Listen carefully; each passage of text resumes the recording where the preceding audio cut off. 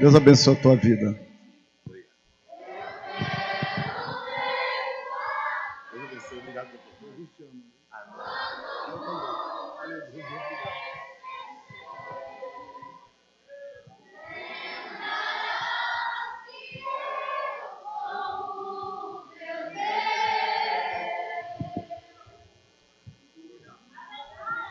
Irmãos, a paz do Senhor. Profeta Daniel, capítulo de número 1, verso de número 1, em nome de Jesus Cristo. Profeta Daniel, capítulo 1, verso de numeral 1. No ano 3º do reinado de Joaquim, rei de Judá, veio Nabucodonosor, rei de Babilônia, a Jerusalém e assediou.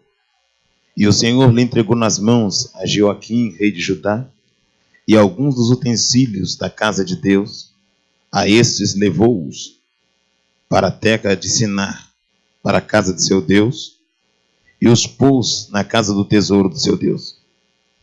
Disse o rei Aspenas, chefe dos eunucos, que trouxesse alguns dos filhos de Israel, tanto da linhagem real como dos nobres, jovens sem nenhum defeito, de boa aparência, instruído em toda sabedoria, doutos em ciência, versatos no conhecimento, e que fossem competentes para assistir no palácio diante do rei, e lhes ensinasse a cultura e a língua dos cananeus.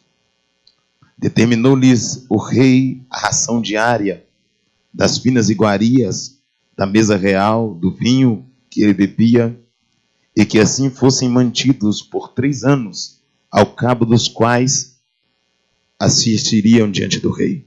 Entre eles se achavam dos filhos de Judá, Daniel, Ananias, Misael, Azarias.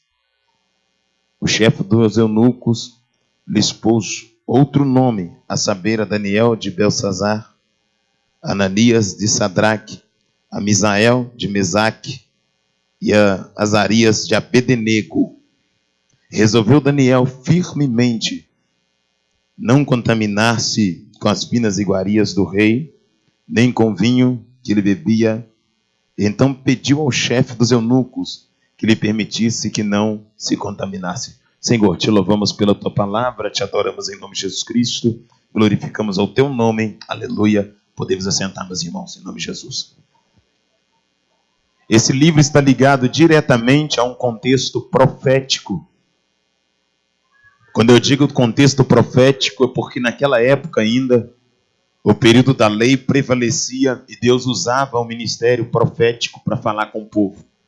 Uma vez que nós sabemos que o profeta ouve de Deus e fala com o povo, o sacerdote ouve o povo e fala com Deus, e Deus também usou o ministério dos juízes. Entre os juízes esteve Gideão, esteve também Ruth, esteve também o Sansão, que por vez agiu de uma forma diferenciada entre os demais juízes. Mas quando eu olho para esse texto especificamente, esse texto está preso a uma profecia liberada por um profeta chamado Jeremias.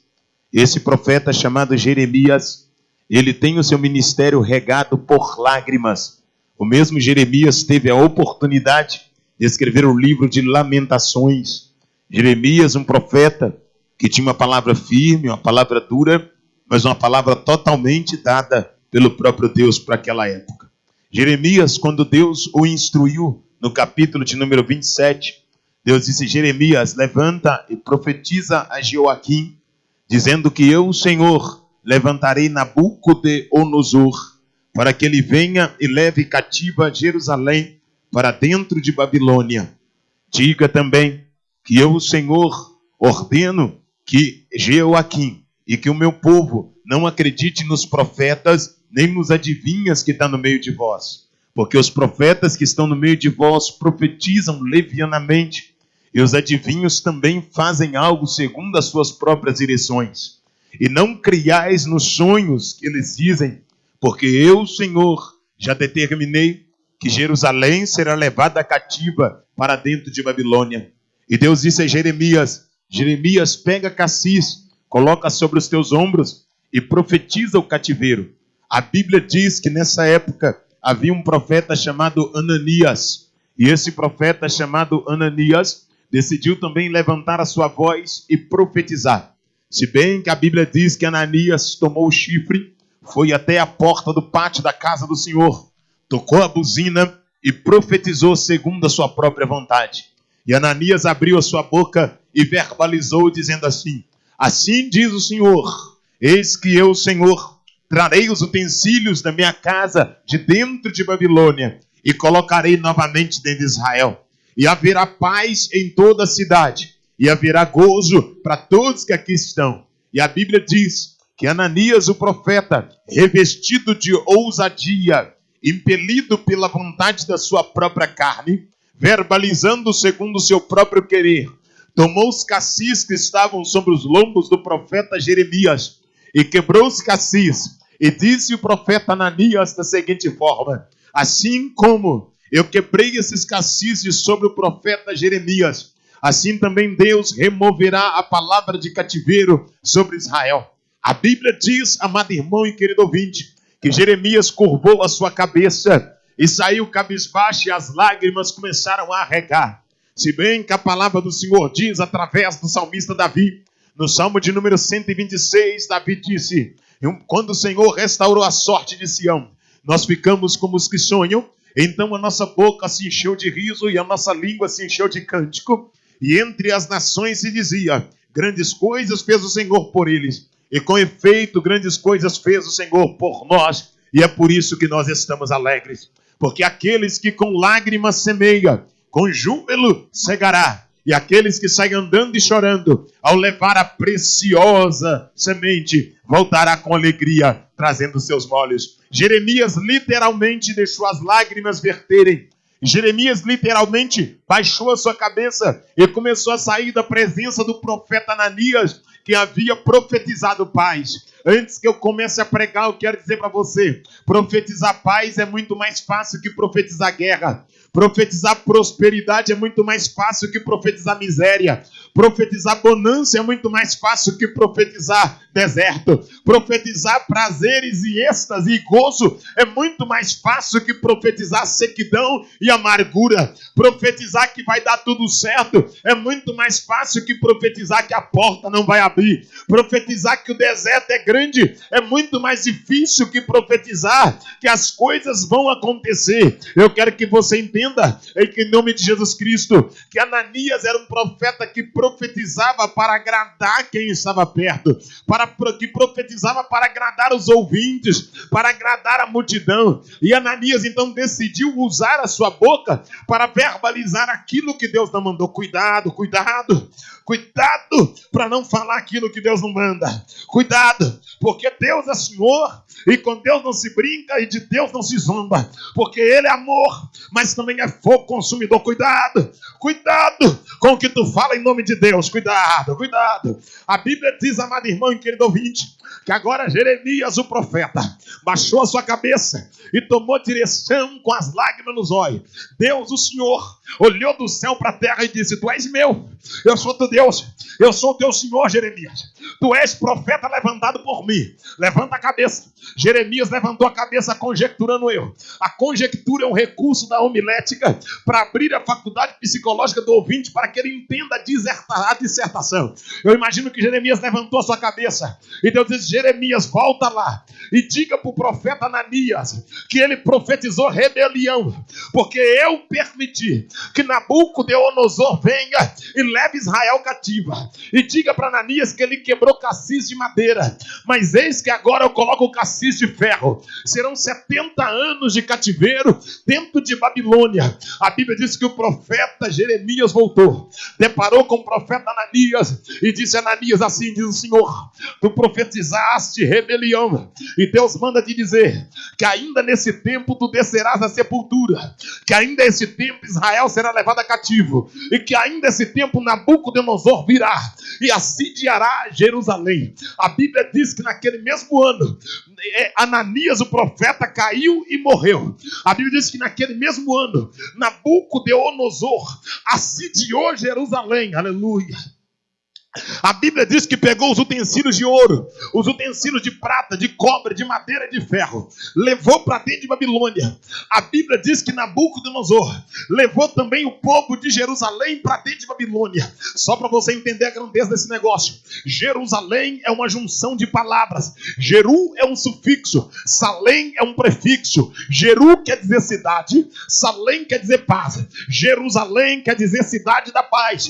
Eu quero que você entenda que Deus disse: a cidade da paz vai ser levada para o lugar de guerra. A cidade da paz vai descer para o lugar da guerra. A cidade da paz vai ficar no cativeiro durante 70 anos. A cidade da paz vai ser introduzida dentro do cativeiro. E a Bíblia diz, amado irmão, que quando ele leva tudo o que é de Israel para dentro de Babilônia, Deus, o Senhor, usa a boca do profeta Jeremias após a morte do profeta Ananias.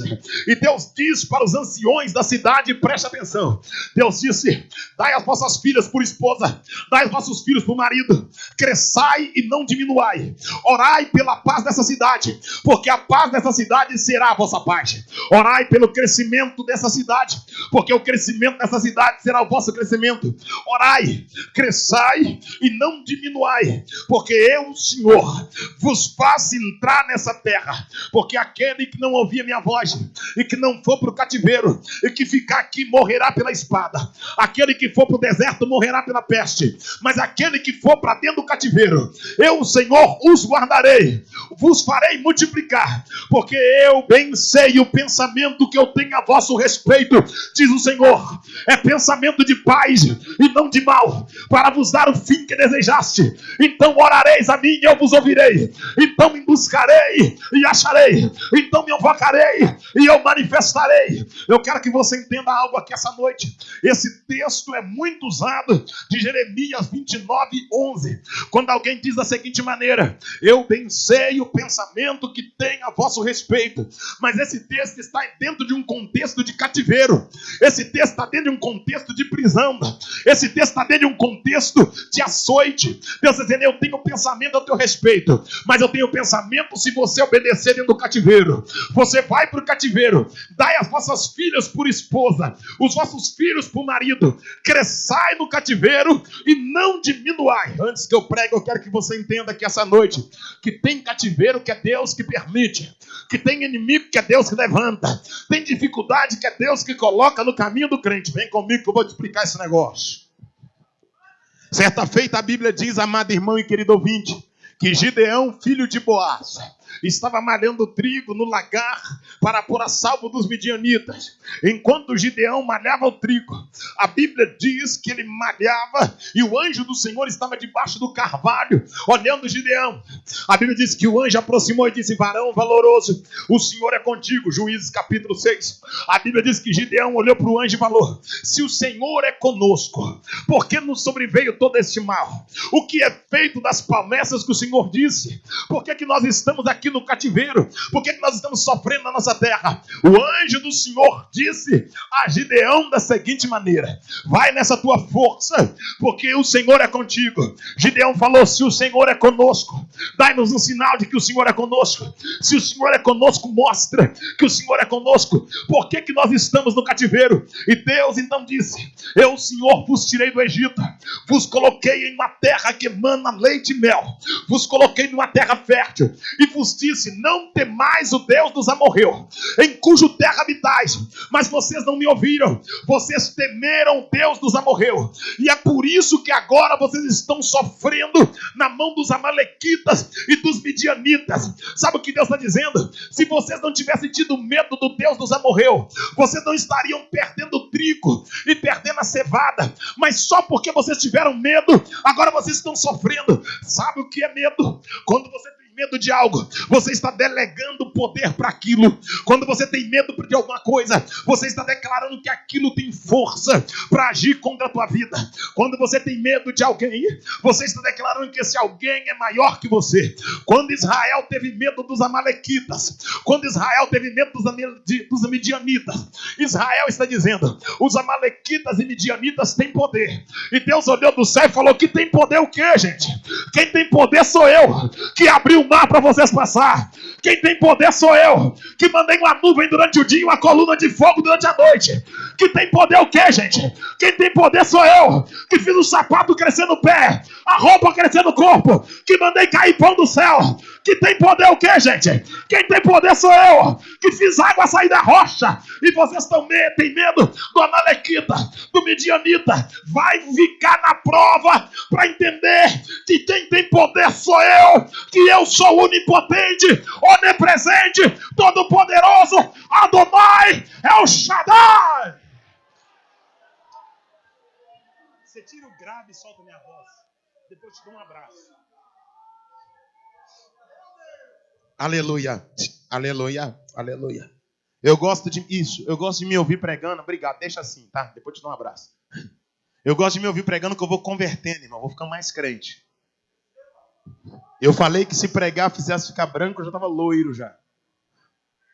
Mas pregar faz a gente converter a cada dia. Vem comigo, por favor, e preste atenção. A Bíblia diz, amado irmão e querido ouvinte, que agora Deus revela a Gideão por que os amalequitas estão destruindo a lavoura. Sabe por quê? Porque eles tiveram medo de um Deus que não era Deus. Porque eles temeram o Deus dos amorreus. E a consequência foi 7 anos plantando e tendo a lavoura pisada. Aleluia. Feche os seus olhos. Aleluia. A Bíblia diz, não temas. Aleluia. E nem te espante, eu sou o teu Deus. Aleluia. Eu sou o teu escudo, eu sou o teu broquel. Eu sou o teu guarda, eu sou o teu socorro bem presente na hora da angústia. A Bíblia diz, 1000 cairá ao teu lado, 10.000 à tua direita, mas tu não serás atingido. Somente com os teus olhos olharás e verás a recompensa dos teus inimigos. Vem comigo, por favor. Israel agora está dentro do cativeiro babilônico. Porque Deus levantou Nabucodonosor como ferramenta. Eu disse que Deus, ele cria situações para poder fazer o povo voltar a buscar a presença dele. Deus se revelou a Gideão e disse, Gideão, eu sou contigo, varão valoroso, porque você não tem medo como os demais estão com medo.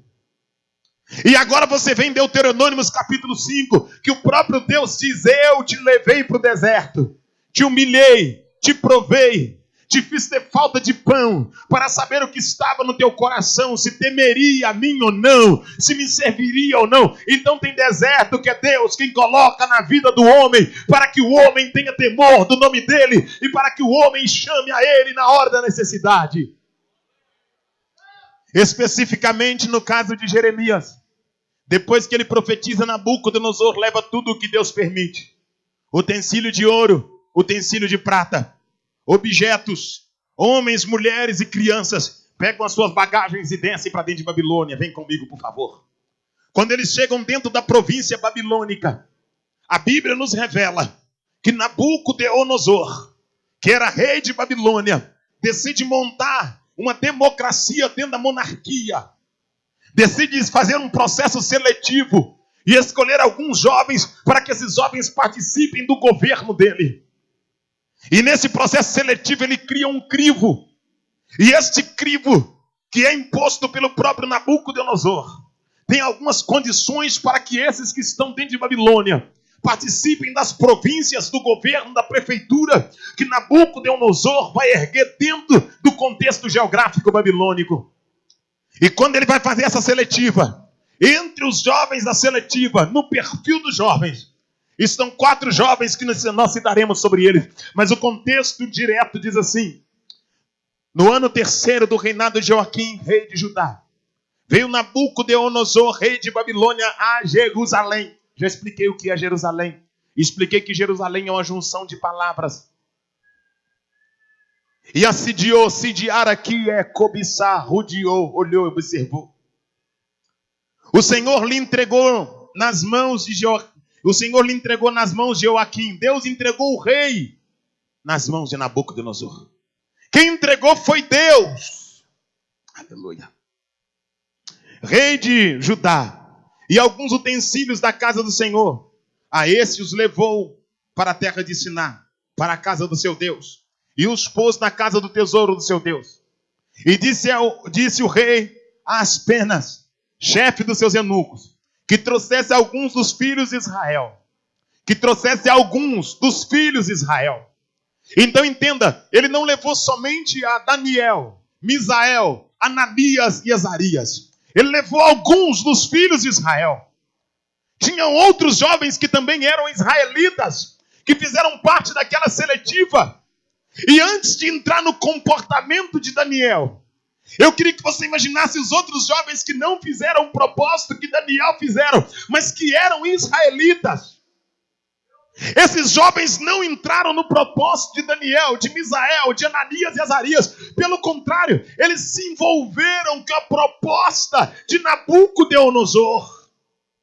Eles eram israelitas, mas estavam tomando do vinho, comendo da carne e participando do manjar.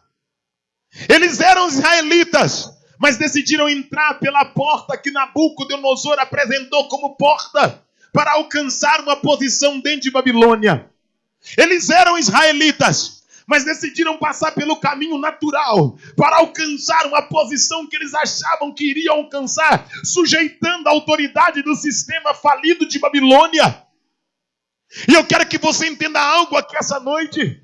Para que você alcance aquilo que Deus tem para a tua vida, você não precisa sujeitar a esse sistema corrompido, esse sistema comprometido com o pecado, esse sistema que não tem moral, esse sistema denegrido, esse sistema completamente desestruturado. Mas quando eu falo de sistema, eu não digo somente o sistema no contexto social, eu digo também o sistema no contexto eclesiástico, porque há uma corrupção muito grande entre nós. As pessoas puxam tapete, as pessoas caluniam, difamam, faz reunião paralela, as pessoas criam grupos